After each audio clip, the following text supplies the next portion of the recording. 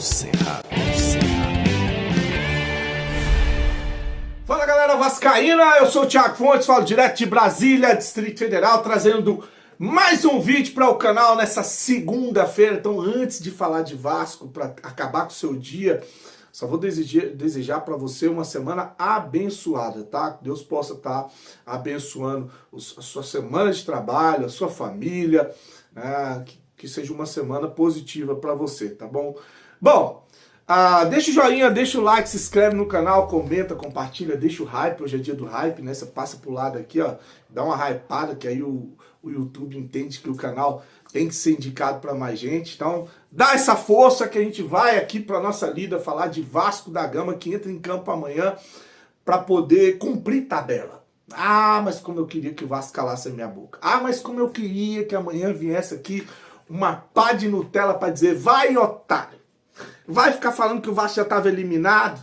O Vasco é pra quem acredita. Oh, mas umas frases que o Vasco é a frase mais derrotista que pra mim que tem no futebol. É a frase que é cantada nos estádios, principalmente na torcida do Vasco. O Vasco é o time da virada. Por que o Vasco é o time da virada? Porque você já pensa assim, ó, o Vasco é o time que vai começar perdendo. E não vira. E não vira. Então, assim, essas frases, como eu queria ouvir essas frases amanhã. Mandando eu calar a boca, dizer que eu tava torcendo contra, que eu era negativo, chupa isso, errado, continua torcendo contra. Oh, como eu queria ouvir essas frases amanhã. Pelo menos o meu filho ia dormir feliz com a classificação do Vasco na Sul-Americana. Mas não, a realidade ela é dura. O Vasco amanhã vai entrar em campo para cumprir tabela. Cria jogadas de gols? Cria, bastante. Criou contra o Bragantino e perdeu por 2-0. Criou uma caralhada de chances de gols contra o Grêmio, empatou em 1-1. Não tem jogador para botar a bola para dentro. Quando você não tem um Verratti num dia inspirado, é difícil acreditar que esse time vai fazer gols. Vamos ver amanhã se o Coutinho, né, o Golfinho, vamos chamar o Coutinho de Golfinho, é o que sobe, faz uma gracinha e depois afunda e ninguém vê mais. Se ele vai ser posto em campo amanhã, porque aí é sinal que pouparam o cara do Campeonato Brasileiro, que é o nosso campeonato, a nossa briga para não cair, para focar em um campeonato que a gente já está eliminado. Se o Coutinho entrar em campo amanhã, é um tapa na cara do torcedor. É um tapa na... Mas o torcedor do Vasco merece, cara. Acho que você tem um torcedor apaixonado, né? Que a gente vive falando aí que o torcedor do Vasco lota aeroporto, lota hotel, lota estádio. É um torcedor apaixonado, compra, comemora a camisa, comemora a causa, né? Comemora a camisa colorida. Tudo, menos título, né? Menos título. Porque não cobra, cara. Porque o torcedor do Vasco é omisso. É omisso. E quando vai cobrar, cobra errado. Cobra de jogador bagre e de técnico. A gente teve várias passagens do técnico com diversos estilos diferentes. Eu falei que eu nunca mais ia ficar aqui pedindo cabeça de técnico. O problema do Vasco não é técnico. O Diniz está errando? Tá. No jogo da Copa Sul-Americana lá, para mim, ele errou. Claramente, quando o cabaço do Piton é expulso, e ele, ao invés de tirar o Verratti, a gente ficou com 2 a menos em campo, tomou 4. Falei, a gente vai ser goleado, vai abrir o time e a gente vai tomar porrada. Mas não deu outra. Errou de jogo contra o Grêmio. Errou porque quando você bota o Cocão e ganha de 1-0, você dá o sinal pro Grêmio que tipo assim, ó, 1-0, a gente vai segurar esse jogo aqui. Agora, a culpa é do treinador? Passou o Ramon Dias, que foi botado para correr, tomando a goleada contra o Criciúma, lembra? Passou o Rafael Paiva, caiu nas graças da torcida do Vasco. Ramon Dias, qual era o perfil do Ramon Dias? Tinha a panelinha dele, não gostava de usar jogadores jovens, jogadores da base. Já o Rafael Paiva era o inverso, cara que gostava de usar a base, goleou o São Paulo, metendo a molecada para jogar. Daqui a pouco tá todo mundo pedindo a saída do Rafael Paiva e a contratação de um técnico. Aí chega o Carille, que tem a fama de retranqueiro. Olha, chegou um cara com a cara de Vasco, inclusive jornalistas falando, esse vai dar certo, porque esse é o técnico para o Vasco, que vai brigar para não cair, que tem que fechar o time ali, jogar dentro das suas limitações e pedir a cabeça do Carille. Fui contra a contratação, mas fui contra a demissão, porque eu acho que o problema não é o técnico. Chega o Fernando Diniz, o professor Pardal, o maluco, que eu gosto, inclusive, só que eu sempre falei, o Vasco não tem time para o Fernando Diniz. Não tem, cara. Imagina essa defesa do Vasco com o Fernando Diniz fazendo a saída, mas não deu outra, cara. É falha até do PH que não vinha errando. O PH erra, o Piton continua errando, o João Vitor é um desastre, o Lucas Freitas já falhou também, o Hugo Moura, todos falham nessa defesa do Vasco. A gente toma vários gols por causa de falha individual. É claro, é óbvio. E agora, a culpa é do treinador? Não tem material, cara. Pode pilhar, pode trazer outro, com outro perfil para a sequência do campeonato. Não vai achar um técnico que faça esse time jogar. O Vasco gastou uma fortuna para montar esse time feio. E ver um Mirassol, por exemplo, com uma folha de 4 milhões dando baile no Campeonato Brasileiro. Ver o Bragantino usando a molecada, dando baile no Campeonato Brasileiro, porque lá não tem a pressão que tem no Vasco. Porque lá eles não fazem a pressão em cima de técnico e jogador covardemente como é feito aqui no Vasco. A gente precisa criticar, ok, eu critico, eu xingo, eu fico puto quando o jogador é cabaço, quando o jogador é expulso, como o Piton foi expulso, como o jogador erra numa saída de bola, como o Léo Jardim costuma errar, como o jogador falha defensivamente, como o Hugo Moura falhou, o João Vitor, todos esses que eu falei aqui, né? O Ryan errando gol, sendo expulso, entregando gol, como entregou aqui em Brasília. Eu critico, cara. Agora, a culpa é deles? A responsabilidade é deles? Não, a responsabilidade são dos gestores. E aí você escuta aquele papo furado de que não tem dinheiro, o Vasco tá ferrado, devendo pra caramba, e não vai conseguir contratar, não contrata porque é incompetente. Quando contrata, contrata errado. A gente, de fato, o Vasco tá ferrado financeiramente. Só que quando ainda vão pro mercado, usam o dinheiro que a gente não tem de maneira errada. Quer um exemplo? Saiu hoje. O Puma, que custou 10 milhões de reais para o Vasco, fora os salários, que deve chegar na casa dos 20 milhões a contratação e os salários, né? Vai sair de graça agora porque ele tem um contrato encerrando em dezembro de 2025. O São Paulo estaria interessado na contratação do Puma. Esse cara que custou uma grana para o Vasco vai sair de graça. O Fernando Diniz não gosta de trabalhar com ele, desde que chegou não deu oportunidade. Além disso, ainda pediram a volta do Paulinho, né? O Paulo Ricardo, que tinha sido emprestado para Volta Redonda, tinha feito exame, estava treinando, voltou, tirou o Puma da relação para o jogo contra o Grêmio, um sinal de que o Vasco já está negociando com o Puma, e é isso que eu vi de informação, uma rescisão de contrato.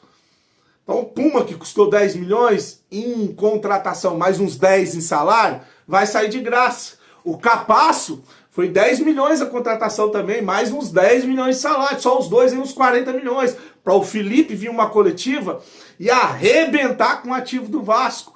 O Payet, de salário, custou ao Vasco mais de 41 milhões de reais. Não tem dinheiro, hein? O Vasco não tem dinheiro. Só nesses três aí, quase 80 milhões. Só nesses três aí, contando contratação e folha de salário. Mas são tantos. O João Vitor, que recebe quase 1 milhão por mês, deve ser uns 900 mil o salário dele, custou ao Vasco 50 milhões. Está na recuperação judicial. O bom zagueiro João Vitor, né, que não sai desse time para nada, que o empresário dele manda no Vasco, né? Mandou contratar o Thiago Mendes, né, para poder renovar um contrato com o Léo Jardim até 2030, sendo o maior salário do futebol brasileiro. Ah, ele merece. Merecer é uma coisa, agora ter para pagar é outra, né? Ter para pagar é outra. Você viu o empresário do Adson reclamando aí que o absurdo que foi proposto para poder pagar a comissão do empresário. 10% do que o Vasco deve dividido em 19 anos. Então, 50 milhões do João Vitor, mais os 80 milhões que eu falei dos outros aí, já dá 130 milhões. Estou falando em contratação, porque o João Vitor não estou botando nem o salário. Nem o salário, porque aí você já passa dos 150 milhões. Né? O Esforza custou ao Vasco quase 30 milhões de reais. Nem em campo o argentino, que era a revelação do futebol argentino, entra. Outros que custaram e não são utilizados, Jean David, 9 milhões mais salário, encostado no Vasco. Maurício Lemos, quase meio milhão de salário por mês, encostado no Vasco, sequer foi relacionado para o último jogo. Maxime Domingues, 10 milhões de reais o Vasco pagou, o Pedrinho pagou, ou vai pagar, não sei nem como é que tá a situação do Maxime Domingues, que foi emprestado. Lucas Oliveira veio por um salário de 300 mil conto por mês, está encostado. O Lloyd Augusto, que nunca tinha sido vendido para nenhum time, sempre foi foi fim de contrato, sempre foi a custo zero. Para o Vasco foi 9 milhões. 9 milhões mais 300 mil de salário, tá encostado. Coutinho, tem o pacote Coutinho, né? Coutinho, Alex Teixeira e Souza. Os três custavam, porque o Souza saiu, ao Vasco, 2 milhões e 100 mil reais por mês. Você pega 1,5 milhão, 1 milhão e 600 do Coutinho, com mais de 600 mil de salário do Alex Teixeira e do Souza por mês. Né? Nuno Moreira, 22 milhões, salário de 300 mil. Tietê, quase 400 mil por mês. Aí, cara, você pega tudo isso aí, bate no liquidificador, dá ali uma folha salarial de 16 milhões de reais por mês, cara. 16, cerca de quase 16 milhões de reais por mês. O que isso traz de resultado para o Vasco? Passamos na Copa do Brasil no sufoco pelo Operário, em 2 empates, um em casa, que a gente acabou se classificando nos pênaltis. Na Copa Sul-Americana, estamos eliminados, cara. Vou repetir, o Vasco está eliminado da Copa Sul-Americana. Sofreu goleada lá do Porto Cabedelo, tava ganhando de 3 do Melgar, tomou o empate, tomou goleada agora na repescagem pro Del Valle, perdeu pro Lanús, cara, uma campanha horrorosa na Sul-Americana, que dos campeonatos, né, internacionais, é a segunda divisão, porque a primeira é a Libertadores. São times, o Porto Cabedelo, que é o time lá da Venezuela que goleou o Vasco, ele é o time do segundo escalão da Venezuela, que não conseguiu sequer ir para uma Libertadores. E o Vasco tomou de 4 desse time. De 4. No Campeonato Brasileiro, só não estamos na zona de rebaixamento porque o Santos tem um saldo de gol pior que o Vasco por causa de um gol. Se o Mirassol tivesse, de repente, vencido por 1-0, quem estaria na zona era o Vasco. É, porque o Santos tem a mesma pontuação, 14 pontos em 14 jogos. O Vasco está a um passo do Z4, né? Com 14 jogos, o Vasco tem 4 vitórias, 2 empates e 8 derrotas no Campeonato Brasileiro. E o problema do Vasco é dinheiro, cara. O problema do Vasco é ser mal gerido. O problema do Vasco é ser gerido por bandidos, por amadores, por pessoas que têm interesses que não sejam o interesse da instituição, são interesse pessoal, interesse em poder, interesse em mamata, interesse em salário, interesse em colocar amigo dentro do clube, parente. É isso que é o Vasco da Gama e a gente colhe o que a gente planta. E o torcedor do Vasco, para finalizar esse vídeo falando do torcedor do Vasco, que foi o que eu comecei, o torcedor do Vasco, esse que faz festa em aeroporto, que faz festa em estádio, que mostra muitas vezes para a mídia que olha o Vasco mesmo ferrado há tantos anos, olha o torcedor do Vasco como é que não larga, como é que apoia. Ele tem o seu lado positivo com isso, mas ele tem um lado negativo que ele faz parte de tudo isso por ser omisso, por ser covarde, de não cobrar quem realmente tem que ser cobrado, né? Ir para estádio xingar jogador medíocre e técnico que acabou de chegar é fácil. Eu quero ver ir cobrar a demissão do Felipe.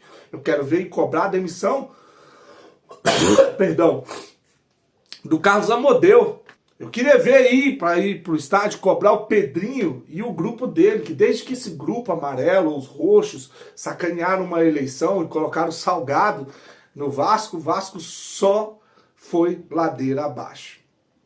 Infelizmente, tá? Significa dizer que antes com o Eurico tava bom, antes com o Campelo tava bom? Não. A gente já questionava muita coisa com relação ao modo que o Vasco estava funcionando como gestão, né? Agora, quem entrou para piorar, entrou para terminar de arrebentar com o Vasco. Vou repetir, né? A gente tem que ser redundante, tudo que eu falo aqui costuma acontecer.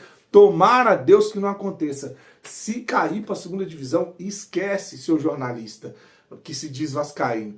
Esquece influenciador que se diz vascaíno. Esquece torcidas organizadas. Esquece torcedor comum. Se cair em uma recuperação judicial, com uma dívida que acumulou agora com o Pedrinho, que diz que estava sendo responsável, que não ia ser irresponsável como os outros gestores, né? A dívida acumulada de outras gestões que arrebentaram com o Vasco, né? Inclua-se todos que passaram pelo Vasco, inclusive seu Dinamite, né?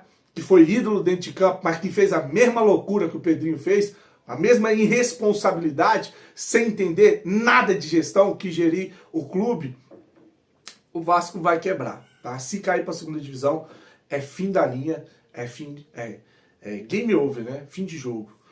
Curte, se inscreve no canal. Desculpa, eu tô um pouquinho ainda com coriza, que tô com uma tosse, mas é isso, a gente vai sobrevivendo. Uma semana abençoada mais uma vez, fique com Deus, saudações vascaínas.